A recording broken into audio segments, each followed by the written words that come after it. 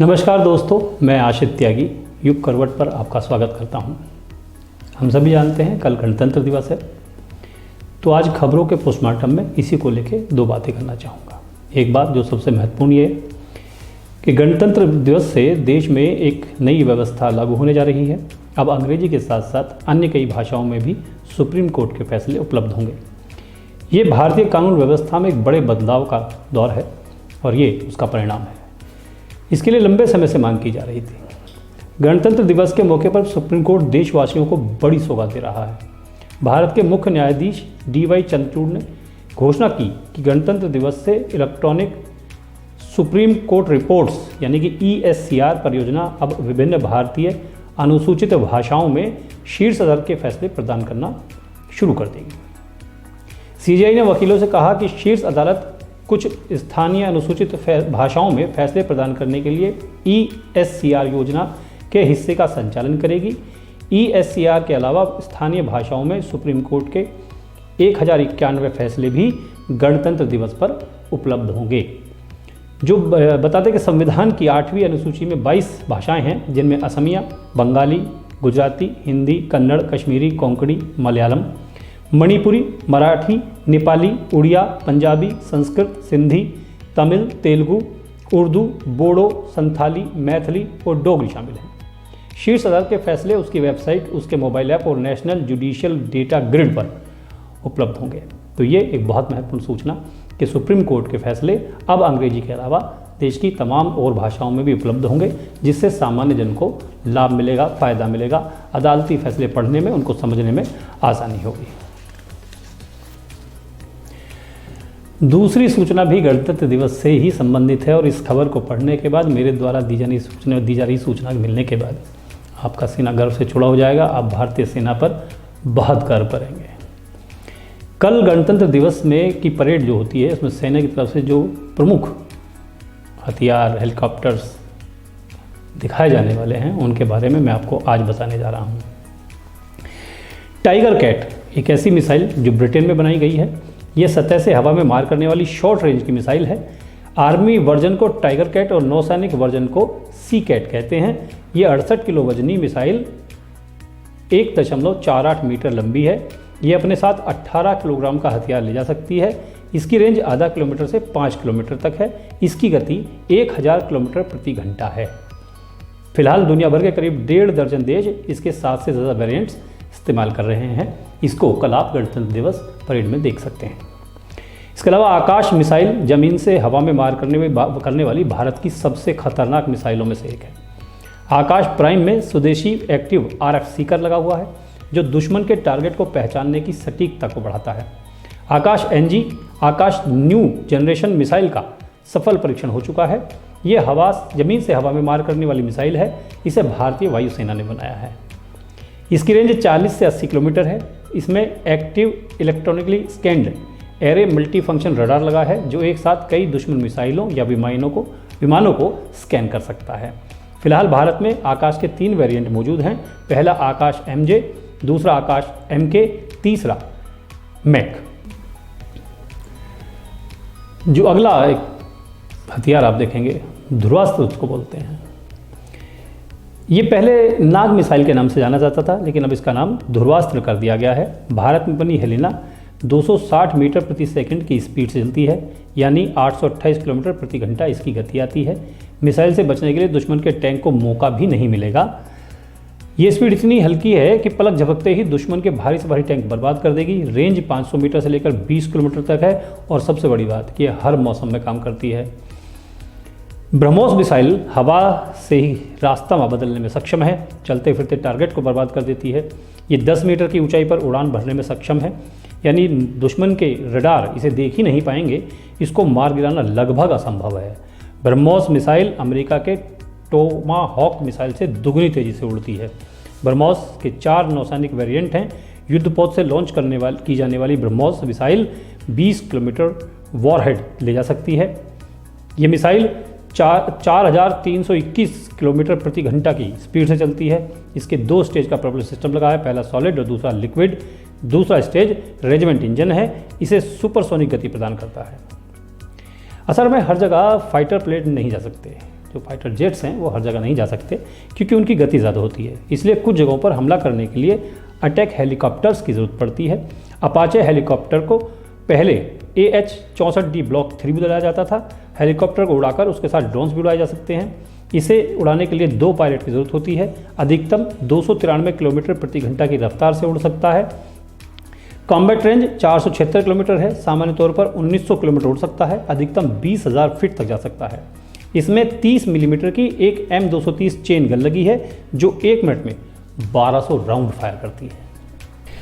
भारत में बना LCH दुनिया का इकलौता अपनी कैटेगरी का सर्वश्रेष्ठ हेलीकॉप्टर है। ये अत्यधिक ऊंचाई वाले इलाकों से लैंडिंग और टेक ऑफ कर सकता है, वहाँ पर हमला कर सकता है। 505 किलोमीटर की कॉम्बैट रेंज में भी ये अधिकतम 268 किलोमीटर प्रति घंटे की गति से उड़ता है। इसकी सबसे बड़ी उपयोगिता हिमालय पर मौजूद चीन सीमाओं की निगरानी करना होगी। अधिकतम 16,400 फीट की ऊंचाई तक जा सकता है। इसमें 20 mm की तोप है। हेलीकॉप्टर में 4 हार्ड पॉइंट हैं, यानी 4 एक जैसे अलग अलग प्रकार के हथियार लगाए जा सकते हैं, जैसे 12 F-275 लेजर गाइडेड रॉकेट्स या हवा से हवा मार करने वाली मिसाइलें, 4 ध्वरास्त्र, एंटी टैंक गाइडेड मिसाइलें, 4 क्लस्टर बम, अनगाइडेड बम, ग्रेनेड लॉन्चर और या फिर इन सब का मिश्रण करके भी एक सेट बनाकर इस पर लगाया जा सकता है। भारत के पास चिनूक हेलीकॉप्टर्स हैं। इनका इस्तेमाल आपदा, राहत और बचाव में किया जाता है। युद्ध क्षेत्र में हथियार, टैंक, रसद और सैनिक पहुंचाने के लिए भी चिनूक का इस्तेमाल होता है। चिनूक हेलीकॉप्टर्स ने लद्दाख में चीन के साथ चल रहे विवाद के समय महत्वपूर्ण भूमिका निभाई थी। ये हेलीकॉप्टर चंडीगढ़ एयरबेस पर तैनात हैं। चिनूक हेलीकॉप्टर हॉटविजर तोप को भी उठा सकती है और कहीं भी आ जा सकता है। इस हेलीकॉप्टर में 33 से 55 सैनिक, 24 स्ट्रेचर और करीब 11,000 किलोग्राम का वजन उठाया जा सकता है। इसकी रेंज 740 किलोमीटर है। अधिकतम 20,000 फीट की ऊंचाई पर उड़ सकता है। इसमें 3 pintail mounted medium machine gun और M134 minigun rotary machine gun लगाई जा सकती हैं। भारत में बने स्वदेशी हल्के लड़ाकू विमान तेजस मार्क 2 की ईंधन क्षमता 3400 किलोग्राम होगी। गति 3457 किलोमीटर प्रति घंटा। Range 2500 kilometre. ये 50,000 फीट की ऊंचाई तक उड़ सकता है। इसमें 23 मिलीमीटर की GSH-23 गन होगी। साथ ही इसमें हवा से हवा में मार करने वाली 7 मिसाइलें, हवा से ज़मीन पर मार करने वाली 4 मिसाइलें, 1 एंटी रेडिएशन मिसाइल, 5 बम लगाए जा सकते हैं। इसमें ब्रह्मोस NG मिसाइल भी लगाई जा सकती है। इसके अलावा निर्भय, स्टार्म शैडो अस्त्र, मोटियोर, असराम, क्रिस्टल मेज जैसी मिसाइलें भी लगाई जा सकती हैं। इस विमान की ताकत precision guided bomb, laser guided bomb, cluster bomb, unguided bomb और स्वार्म बम लगाने की है। भारतीय वायुसेना के पास 50 राफेल फाइटर जेट्स हैं। इसे 1 या 2 पायलट उड़ाते हैं। 50 फीट लंबी विंग स्पैन, 35 फीट और ऊंचाई 17 फीट के करीब है। इसकी अधिकतम गति 1912 किलोमीटर प्रति घंटा है, लेकिन कॉम्बैट रेंज 1850 किलोमीटर है। ऑपरेशनल रेंज 3700 किलोमीटर है। यह अधिकतम 51,952 फीट तक उड़ाया जा सकता है। ये 1 सेकंड में 305 मीटर की सीधी उड़ान भरने में सक्षम है। इसमें 30 मिलीमीटर की ऑटो कैनन लगी है जो 125 राउंड प्रति मिनट दागती है। इसके अलावा इसमें 14 हार्ड पॉइंट्स हैं। इसमें air to air, air to ground, air to surface, nuclear deterrence मिसाइलें लगा सकते हैं। इसके अलावा इसमें अन्य तरह के भी बम स्थापित किए जा सकते हैं। ये वो चीज़ें हैं जो कल आपको गणतंत्र दिवस की परेड में देखने को मिलेंगी। इसके बारे में मैंने आपको संक्षेप से बताया है। अब समय हुआ है कुछ स्थानीय खबरों का।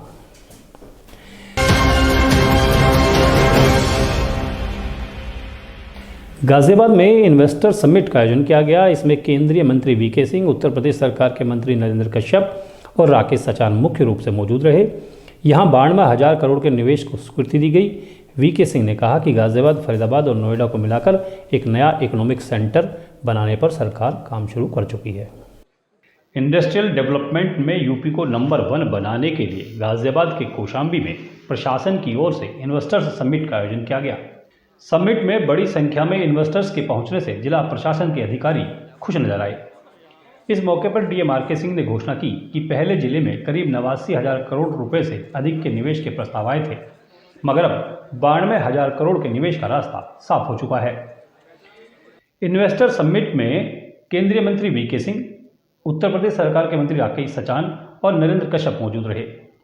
कार्यक्रम शुरू होने से पहले इन्वेस्टर समिट में लगे अलग अलग विभागों की ओर से स्टॉल का उद्घाटन केंद्रीय मंत्री और सांसद वीके सिंह ने किया।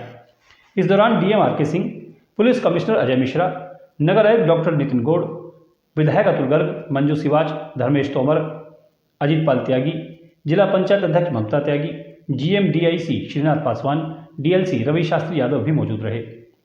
यहाँ केंद्रीय मंत्री वीके सिंह ने कहा कि आज पूरी दुनिया निवेश के लिए भारत की ओर देख रही है।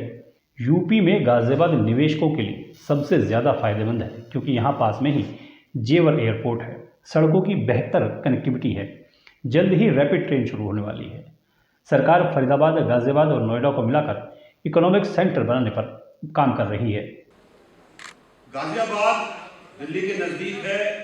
गाजियाबाद की जो लोकेशन है वो ऐसी है कि जिसमें निवेश करने वाले को फायदा है।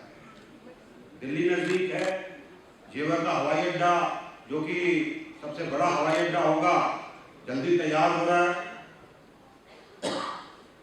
गाजियाबाद के अंदर खुद एक हवाई अड्डा है, नया रेलवे स्टेशन बन रहा है, फ्रेट कॉरिडोर है। जिस तरीके से रोड नेटवर्क है उसको और अच्छा किया जा रहा है।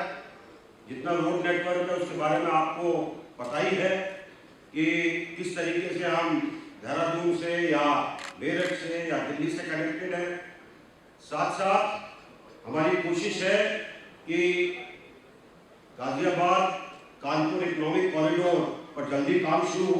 केंद्रीय मंत्री नरेंद्र कश्यप ने कहा कि गाजियाबाद का ग्लोबल इन्वेस्टर समिट में महत्वपूर्ण योगदान है। यह एक औद्योगिक क्षेत्र है जो लगातार विकसित हो रहा है। गाजियाबाद में उद्यमी सुरक्षित हैं और उनके लिए यहाँ अनेक सुविधाएं भी मौजूद हैं। क्षेत्र का प्रथम और कनेक्टिविटी की दृष्टि से भी देखें तो सबसे उत्तम जिला है। एयर कनेक्टिविटी के रूप में एयरपोर्ट संचालित हो रहा है। रोड कनेक्टिविटी के बारे में आज गाजियाबाद चर्चा का विषय इसलिए है कि पूरी तरीके से जाम मुक्त रहता है। मंत्री राकेश आचार्य ने कहा कि जब से देश में डबल इंजन सरकार बनी है, उत्तर प्रदेश समेत पूरे देश का विकास हो रहा है। यदि कोई उद्यमी सीवर ट्रीटमेंट प्लांट लगाना चाहता है तो सरकार उसे आर्थिक लाभ देगी। यूपी में लोग भी सुरक्षित हैं और निवेश भी सुरक्षित है। ब्यूरो रिपोर्ट, युग करवट।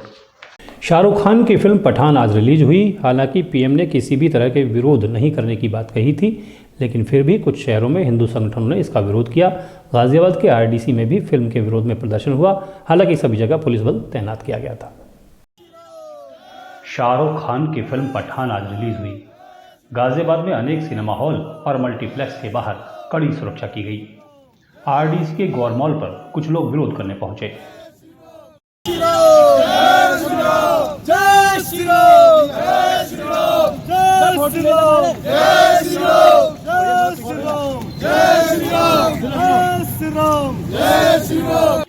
यहाँ तैनात पुलिस बल ने इनको ज्यादा हंगामा नहीं करने दिया। हंगामा कर रहे लोगों से ज्ञापन लेकर इनको लौटा दिया गया। गाजियाबाद में सभी सिनेमा हॉल पर तैनात पुलिस बल के साथ ही पीवीआर भी नजर बनाई हुई थी। इसके साथ ही लोनी में भी हंगामे की सूचना है। ब्यूरो रिपोर्ट, युग करवट। गाजियाबाद पुलिस लाइन में गणतंत्र दिवस की तैयारी पूरी कर ली गई है। यहाँ पुलिस और प्रशासन ने मतदाता दिवस भी बनाया। अधिकारियों ने अनेक स्थानों पर शपथ दिलाने के कार्यक्रम आयोजित किए। कंसल्टेंसी फर्म चलाने वाले एक व्यक्ति ने नाबालिग लड़की का अपहरण कर लिया। मामला गाजियाबाद के कविनगर थाना क्षेत्र का है।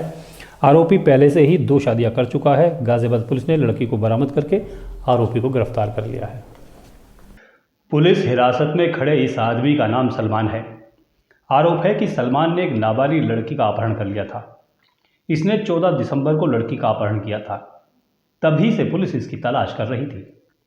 पुलिस ने इसे गाजियाबाद के नए रेलवे स्टेशन से गिरफ्तार किया है। आरोपी सलमान ग्रेजुएट है और गोविंदपुरम में कंसल्टेंसी फर्म चलाता है। वो पहले से ही 2 लड़कियों से शादी कर चुका है। इसका एक साथी पहले ही गिरफ्तार किया जा चुका है। ब्यूरो रिपोर्ट, युग करवट। नोएडा में 3 बहनें मनचलों की हरकतों से परेशान हैं। तीनों बहनों ने डर के मारे स्कूल जाना भी बंद कर दिया है। इन्हीं 3 बहनों से छेड़छाड़ के मामले में आरोपी 2 बार गिरफ्तार भी किए जा चुके हैं, लेकिन वो बाज नहीं आ रहे हैं। जेल से बाहर आते ही फिर से छेड़छाड़ और मारपीट करने लगते हैं। थाना धनकौर क्षेत्र के गांव में रहने वाली बहनों से 8 जनवरी को छेड़छाड़ हुई। विरोध करने पर मारपीट भी की गई। मनचलों द्वारा छेड़छाड़ और मारपीट का मामला सामने आने पर पुलिस ने रिपोर्ट दर्ज करके 2 आरोपियों को गिरफ्तार किया था। कोर्ट में पेश करने के बाद आरोपियों को जेल भेज दिया गया, लेकिन जमानत पर बाहर आए आरोपियों ने फिर से वही हरकतें शुरू कर दी। आरोपी युवक इंटरनेट मीडिया पर पीड़ित परिवार के लिए अभद्र भाषा, गाली और जान से मारने की धमकी के संदेश देने लगे। पीड़ित परिवार ने दोबारा मामले की शिकायत की। मामले का संज्ञान लेते हुए पुलिस ने दोनों आरोपियों को शांति भंग के आरोप में गिरफ्तार किया। जमानत मिलने के बाद आरोपियों ने फिर से वही पुरानी हरकतें शुरू कर दी। पीड़ित पक्ष ने डीसीपी ग्रेटर नोएडा से मामले की शिकायत की। पीड़ित बहनों के परिजनों का कहना है कि गांव से करीब 2 किलोमीटर दूर स्कूल है। स्कूल में तीनों नाबालिग बहनें पढ़ने जाती हैं। आरोप है कि रास्ते में आरोपितों के परिवार के लोग और दोस्त जगह जगह खड़े होकर परेशान करते हैं। इसी से तंग आकर तीनों बहनों ने स्कूल जाना छोड़ दिया है। मेरी बहन है, मेरी बहनों के साथ गांव के कुछ दबंग लोगों ने मारपीट करी। मारपीट करने के बाद में हमें सही तरीके से इंसाफ नहीं मिल सका और गांव के वो दबंग लोग हम पे प्रेशर बना रहे हैं। हम थाने और चौकी के चक्कर काट रहे हैं, हमारी कोई सुनवाई नहीं हो रही है और मेरी बहन दौला जाती हैं पढ़ने के लिए। उसी की वजह से डर दहशत की वजह से हमने अपनी बहनों का स्कूल जाना भी बंद कराया हुआ है। ये भी आरोप है कि विरोध करने पर आरोपियों ने पीड़िताओं के भाई की भी पिटाई कर दी। अपर पुलिस उपायुक्त तृतीय दिनेश कुमार सिंह ने बताया कि घटना के बाद से पुलिस ने आरोपियों के खिलाफ 2 बार कार्रवाई की है। शिकायत मिलते ही लगातार कार्रवाई की जा रही है। वादी की तहरीर पर थाना धनकौर में 323-354 आईपीसी के अंतर्गत अभियोग पंजीकृत 2 आरोपियों के विरुद्ध किया गया, जिसमें विवेचना के दौरान दोनों आरोपियों को गिरफ्तार कर जेल भेजा गया है और इस विवेचना में आरोप पत्र भी माननीय न्यायालय को प्रेषित किया जा चुका है। साथ ही प्रतिपक्षियों के विरुद्ध 107, 116 और 151 सीआरपीसी की भी कार्रवाई की जा चुकी है। आज मौके पर एसएचओ धनकौर एवं एसीपी 3 को भेजा गया है, वार्ता की जा रही है और आवश्यक विधिक कार्रवाई अमल में लाई जाएगी। सतर्क उन्होंने बताया कि सहायक पुलिस आयुक्त और थाना प्रभारी धनकौर को पीड़ित छात्राओं के घर भेजा गया है और उनसे लगातार बातचीत की जा रही है। ब्यूरो रिपोर्ट, युग करवट। डासना मंदिर के महंत यति नरसिंहानंद सरस्वती ने बागेश्वर धाम सरकार पंडित धीरेन्द्र कृष्ण शास्त्री का समर्थन किया है, मगर इसी में उनकी भाषा पर आपत्ति भी जताई जा सकती है। उन्होंने धीरेन्द्र शास्त्री की ओर उंगली उठाने वालों को जान से मारने की बात कही है। धीरेन्द्र शास्त्री जी, धीरेन्द्र कृष्ण शास्त्री जी, कुछ लोग उन्हें जान से मारने की धमकी दे रहे हैं। मैं उन्हें बताना चाहता हूं, यदि धीरेन्द्र शास्त्री जी को किसी ने एक उंगली भी लगाई, बुरी मनसा से यदि उन्हें छुआ भी, तो हम ऐसे लोगों को जीवित नहीं छोड़ेंगे, किसी भी कीमत पर नहीं छोड़ेंगे। हमने कमलेश तिवारी जी की, जो हमें इसी तरह प्रिय थे, उनकी हत्या को भी देखा है। हमने और हिंदुओं की भी हत्या को देखा है। आज धीरेन्द्र शास्त्री जी सनातन धर्म के आसमान पर सूर्य की तरह चमक रहे हैं और कोई भी ये ना समझे कि शास्त्री जी को छूकर फिर वो जीवित बच सकता है। निवाड़ी थाना क्षेत्र में एक लड़की से दुष्कर्म की घटना सामने आई है। पुलिस ने रिपोर्ट दर्ज कर ली है। लड़की के बयान कराए जा रहे हैं। साथ ही आरोपी की गिरफ्तारी के लिए पुलिस ने टीमों का गठन भी कर दिया है। दिनांक 24/1/2023 को थाना निवाड़ी पर एक लिखित तहरीर दी गई, जिसमें यह कहा गया कि एक बालिका जो कि नाबालिग है, वह जब खेत में बकरी चराने के लिए गई थी, तभी एक व्यक्ति उसे बहला फुसलाकर खेत में अंदर ले गया और वहां पर उसने उसके साथ में बलात्कार किया। और इसके दौरान ही 3 अन्य लोग वहां पर आए, जिन्होंने इस घटना का वीडियो बना लिया और फिर बाद में उस बालिका के परिजन को वह वीडियो दिखाकर ब्लैकमेल करने लगे। इस पूरी घटना का संज्ञान ले लिया गया है और मुकदमा पंजीकृत कर टीमों का गठन कर दिया गया है और आगे की वैधानिक कार्रवाई की जा रही है। जल्द ही अभियुक्तों को गिरफ्तार कर उन्हें सख्त से सख्त सजा दिलाई जाएगी। तो आज के लिए बस इतना ही। गाज़ियाबाद और आसपास की खबरों को देखने के लिए और जो ताज़ा मुद्दे देश प्रदेश के हैं उनको और चर्चा करने के लिए देखते रहिए युग करवट। साथ ही विस्तृत रूप से समाचार पढ़ने के लिए पढ़ते रहिए युग करवट समाचार पत्र। आपको आज का बुलेटिन, आज का खबरों का पोस्टमार्टम कैसा लगा, कमेंट करके ज़रूर बताइएगा। आपके कमेंट हमारे लिए बहुत महत्वपूर्ण है। वीडियो को लाइक करें और अपने दोस्तों रिश्तेदारों के साथ शेयर करें। आशित त्यागी को दीजिए इजाज़त। नमस्कार।